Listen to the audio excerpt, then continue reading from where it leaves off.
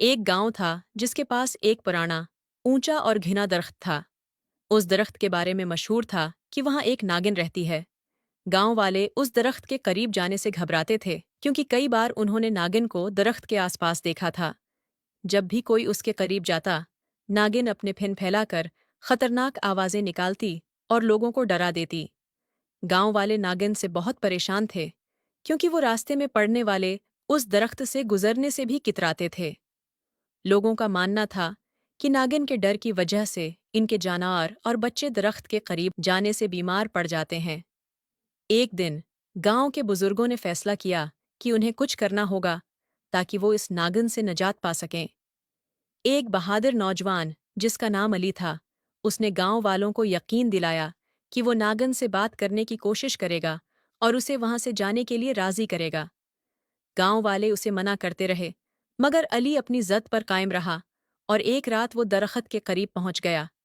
जब अली दरख्त के करीब पहुंचा तो उसने देखा कि नागिन वाकई वहां मौजूद थी और उसे देखते ही उसने अपने फीन को फैलाया।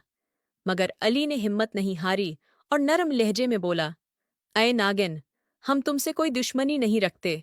हम चाहते हैं कि हमारे बच्चे और जानवर इस दरख्त के पास से महफूज गुजर सकें। क्या तुम हमें बता सकती हो कि तुम यहाँ क्यों रहती हो?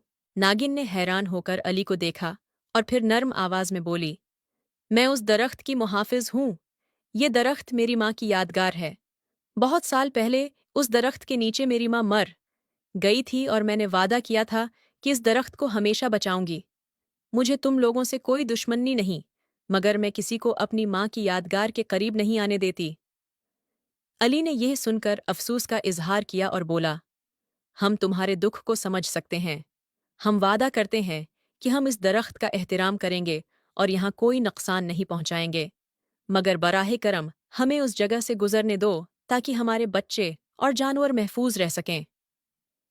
नागिन अली की बातों से मुतासिर हुई और बोली, अगर तुम लोग वाकई इस दरख्त का एहतराम करोगे तो मैं यहाँ से तुम्हें कोई नुकसान नहीं पहुंचाऊंगी, लेकिन अगर किसी ने उस दरख्त को नुकसान पहुंचाने की कोशिश की तो मैं उसे बख्शूंगी नहीं।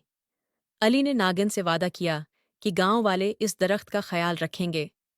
इसके बाद नागिन ने दरख्त के पास रहना तो जारी रखा, मगर कभी भी गांव वालों को तंग नहीं किया। गांव वालों ने दरख्त का एहतराम शुरू कर दिया और वहां एक छोटा सा मंदिर बना दिया ताकि हर कोई जान सके कि ये दरख्त नागिन की माँ की यादगार है। यूं नागिन और गांव वालों के दरमियान अमन कायम हो गया और गांव में खुशहाली आ गई।